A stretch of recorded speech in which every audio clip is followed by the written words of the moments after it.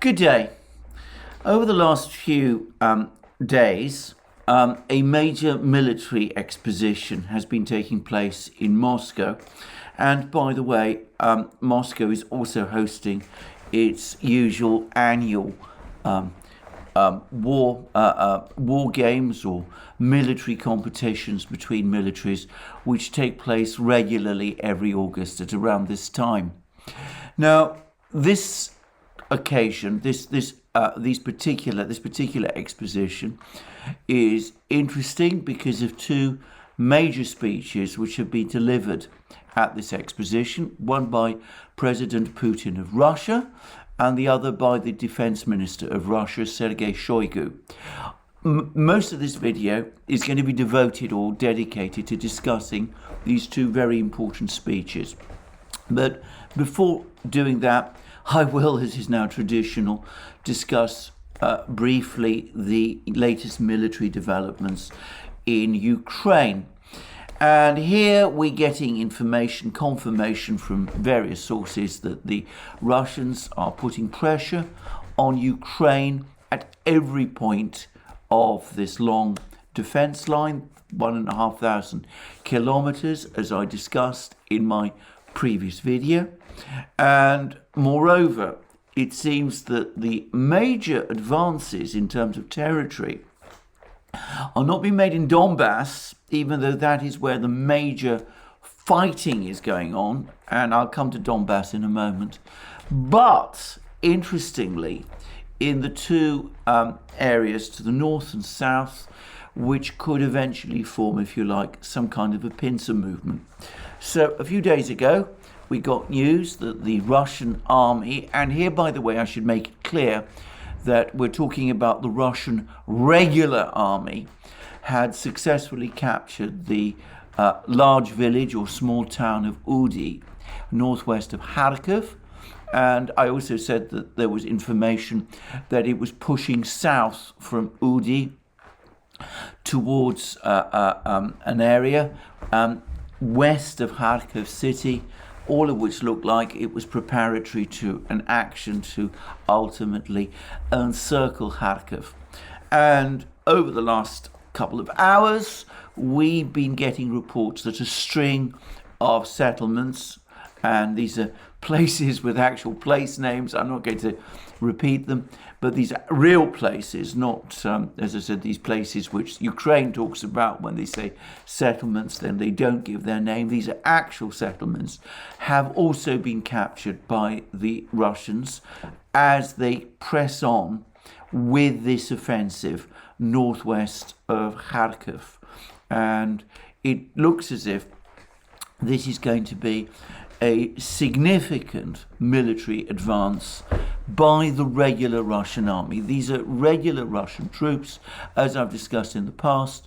Most of the fighting in Donbass, at least the infantry fighting, is being carried out by the militia of the Donetsk and Lugansk People's Republics, backed by forces but from Russia's Rosgvardia organization, including the Chechen units, and also, of course, the Wagner group, which is, let's call it a mercenary outfit, though as far as I know, all of the troops who participate in the fighting in the Wagner group, they're ex-Russian military, presumably mainly drawn from Russia's special forces. So anyway, in Kharkiv region, it is Russian regular troops, actual military formations of the regular Russian army that are carrying out this advance. And we're also hearing now that in the southern area of Donetsk region, which also connects to the city of Zaporozhye, which is obviously the capital of Zaporozhye region, but which is, as I've discussed before, an important industrial and urban center in itself, with a pre-war population of around 750,000. Anyway, in that area too, we are now hearing information of significant Russian advances there's information that a road linking the important town of Ugledar with the settlement of Marinka, the village of Marinka in Donbass, opposite Donetsk, that road has been cut.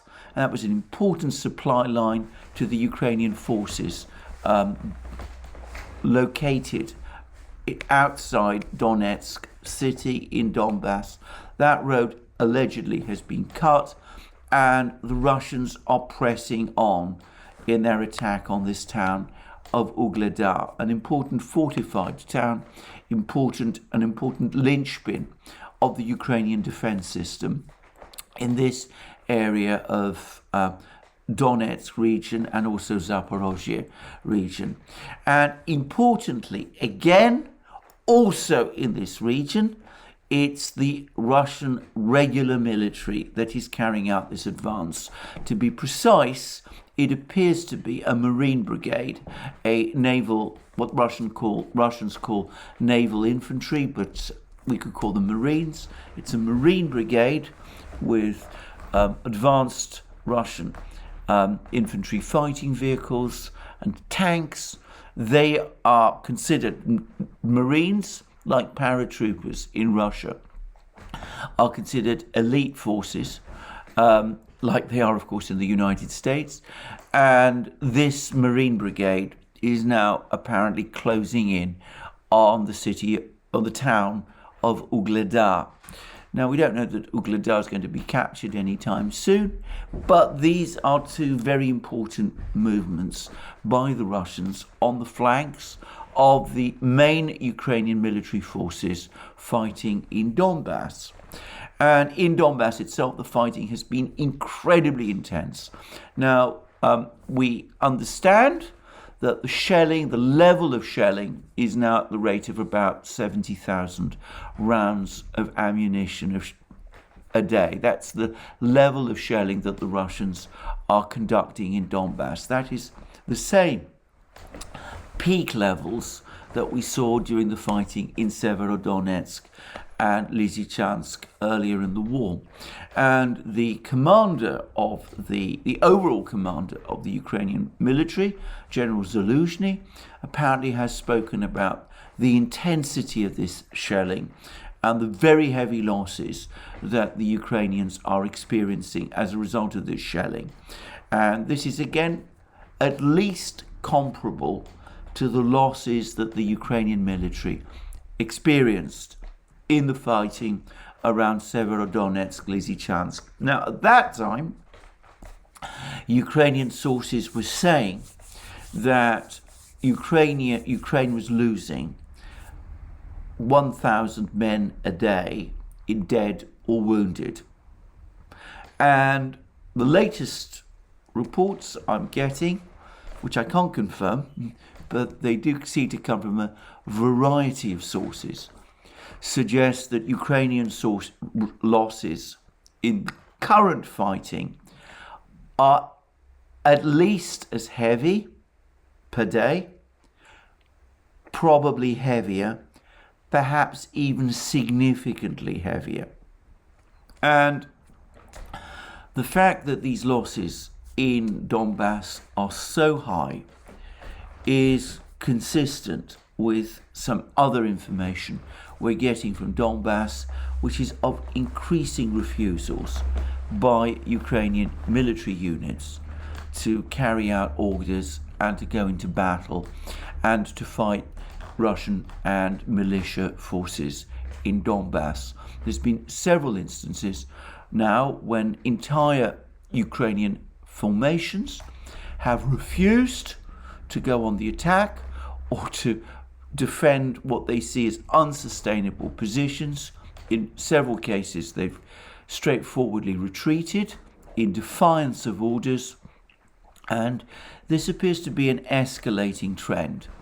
And in the key suburb of Bakhmut city, which is perhaps the focal area of the battle to break this Ukrainian defense line, perhaps the last main defense line in Donbass, the so-called Zelensky line, if it really does have that name, in Bakhmut city, and in Solidar, in this key suburb of Bakhmut cities of Solidar, we now have confirmation that apparently the senior officers, consistent with Ukrainian practice, have been withdrawn from Solidar, so that the Ukrainian troops in Solidar are now commanded on the ground by officers no higher than company and platoon levels. The major commanders, the sort of brigade and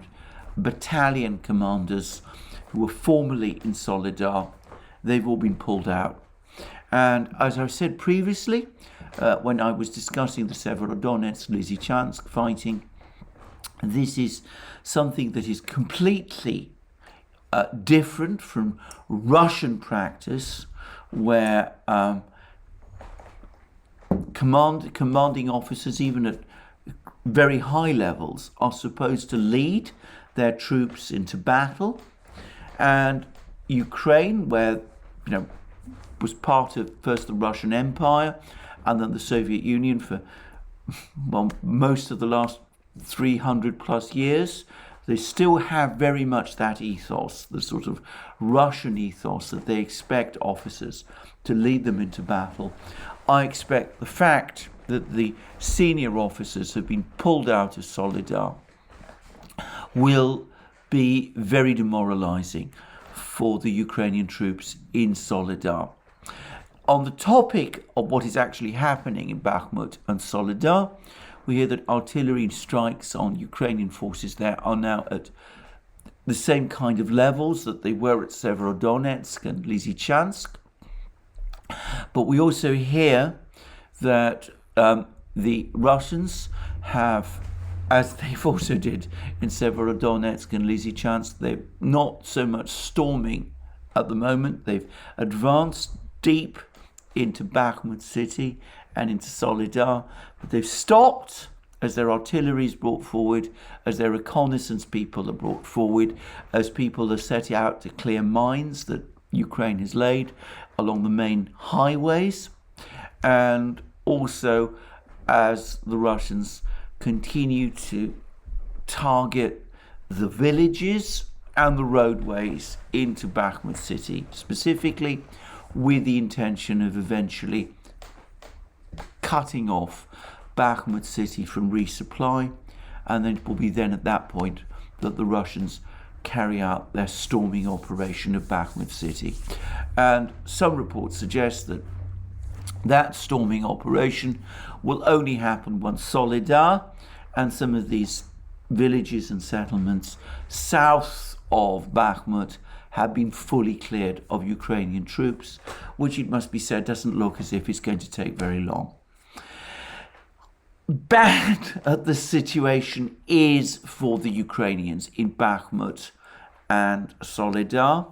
It actually looks worse in the fortified lines opposite Donetsk city. The Russians have been piling on the pressure on this other fortified village of Marinka, and we now see more signs of these very powerful TOS-1 multiple rocket launch systems, which launch thermobaric missiles with thermobaric warheads, flamethrower warheads, if you like, and which are so effective in driving troops out of bunkers and trenches. More of these terrifying systems are now being brought into the Battle of Marinka. And there's also some reports that the Russians have captured a slag heap. This is a sort of high area near Marinka. Marinka, like many places in Donbass, appears to be in a coal mining town.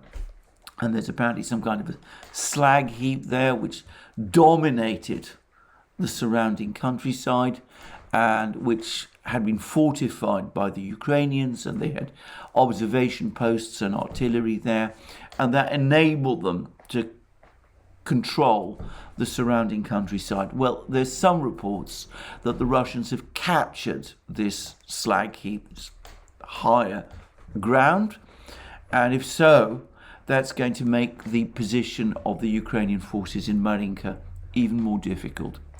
And of course, if it's true, and it seems it probably is, that the main highway from Marinka to Ugledar has been cut, then the Ukrainian forces that are trying to defend themselves in Marinka are going to become increasingly short of supplies, and it could very well be that that will lead to an eventual collapse, a withdrawal of Ukrainian forces from Marinka fairly soon.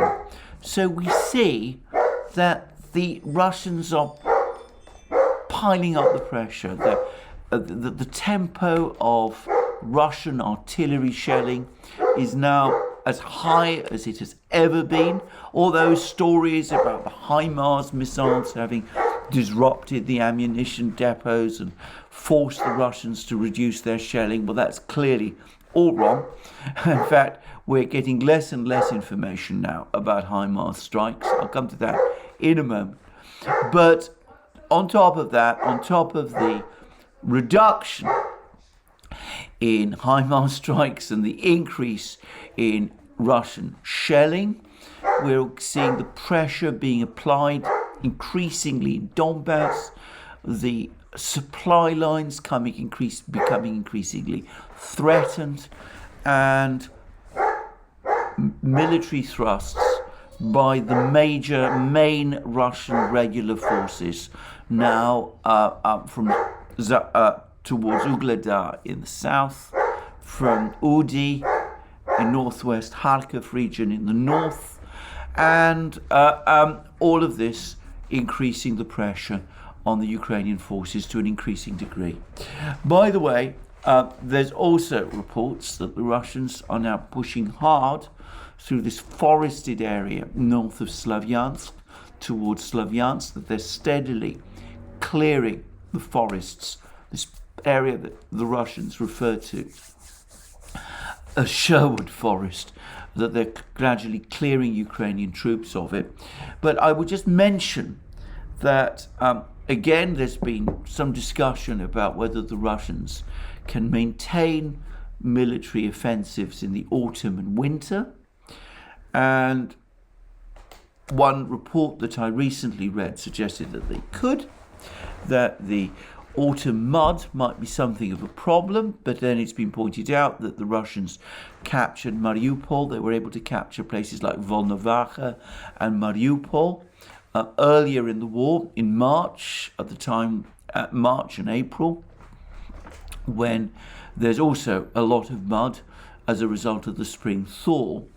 But most importantly, the cold weather leads to a reduction in the forest cover, especially in deciduous forests. The leaves fall, and that, of course, makes Ukrainian troops who are trying to hide in forested areas, like the ones north of Slavyansk, much more vulnerable, easier to track and detect than has been the case during the late spring and summer months, when the foliage is at its most dense.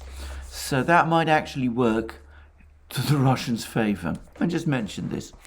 Now, all of this casts into obvious comparative context these Ukrainian pinprick attacks, the attack on the ammunition depot, the sabotage attack on the ammunition depot in Crimea. There was a similar minor attack in Kursk region.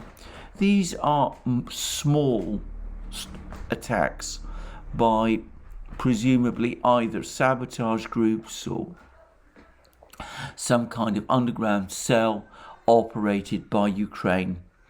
They are minor events compared with these massive offensives that the Russians are carrying out along the front lines. And also, by the way, they're minor compared with the enormous, constant barrage of missiles that the Russians are continuing to launch against Ukrainian facilities, against Ukrainian troops in the rear areas. And I have to say that these minor pinprick attacks do have something of the look about them, less of a real military campaign, more of a sort of PR exercise on the part of Ukraine. Now, the Russians say that it's the British who've come up with these ideas. I don't know whether that is true or not, but perhaps we shouldn't over-focus on these pinprick attacks. They're obviously not having any significant effect on the progress of the actual fighting. And I would add that there's been more information from Ukraine which suggests that things are looking increasingly problematic there. Firstly, the Ukraine Central Bank has now joined with all those economists that I discussed yesterday who've been saying that Ukraine needs urgently to adjust its economic policies if it is to avoid an inflation crisis. They avoid the use of the expression hyperinflation, but I'm sure that's at the back of everybody's minds. The central bank has now weighed in and said the same thing. It says that Ukraine must now take steps, urgent steps, to cut its budget deficit. In other words, to reduce spending. Now, I don't know how Ukraine does that in the middle of a war. I'm not sure it's possible. But the implication is that if it doesn't do that, if it doesn't cut spending, then inflation will explode. And that's now from Ukraine's own central bank. But perhaps another indication that things are not entirely good on the military front, though one has to be a little careful about this, is that there's now a report in the Ukrainian media that President Zelensky is considering replacing Major General Zaluzhny, who is the overall commander of Ukraine's forces. And we don't have a huge amount of information about this. We don't know exactly what is going on. And of course, it may all be rumor, it may not be true. But the report is that Zaluzhny is going to be promoted to defense minister, which would take him out of the direct conduct of the war, and is going to be replaced by the current commander of the ground forces, General Alexander Syrskyi, who's going to take over Zaluzhny's post as chief of Ukraine's general staff and overall commander of Ukraine's military forces. Well, of course, that could be a sign of Zelensky's increasing impatience with General Zaluzhny. Or, it, by the way, could mean something else. It might suggest that the military are tightening their control of some of the levers of power in Kiev. Zaluzhny, if he's promoted defense minister, would replace a civilian defense minister, Reznikov, and that might be an interesting development. But I think on balance, it probably does look as if it's a sign that the disagreements between Zelensky and Zaluzhny have now reached the point where Zelensky feels that he can't work with Zaluzhny anymore. And that's why he's been promoted. He's going to be promoted upstairs to defense minister. Well, that, of course, always assumes that this story is true. It seems reasonable and it seems well sourced. Well, we'll just have to wait and see. But anyway, that's where we are on the military side. It looks increasingly as if Ukrainian forces are being ground down in Donbass, and it also looks as if the Russians are now tightening their grip on the flanks of this huge front line, this big, almost crescent-shaped front line. They're pressing south from their positions northwest of Kharkiv, and they're pushing north towards Ugleda from their positions in Zaporozhye and southern Donetsk region. So quite important developments, and they reinforced, by the way, my view that a major encirclement operation may soon be underway. There's also, incidentally, reports of a major gathering of Russian Air Force power, perhaps to support some sort of armoured offensive. Apparently hundreds of Russian aircraft, fixed-wing aircraft, and hundreds of Russian helicopters are now appearing are within Russian territory in forward bases in preparation for some big move, which will presumably take place late in August or perhaps conceivably early in September. Anyway, we will have to wait and see. All of this now brings me to the two speeches that Putin and Shoigu gave at this exposition, this military conference and exposition in Moscow. And just to say briefly, the exposition showed a lot of captured Western weapons that the Russians have been able to capture in Ukraine, including a complete M777 howitzer and a complete Bayraktar drone.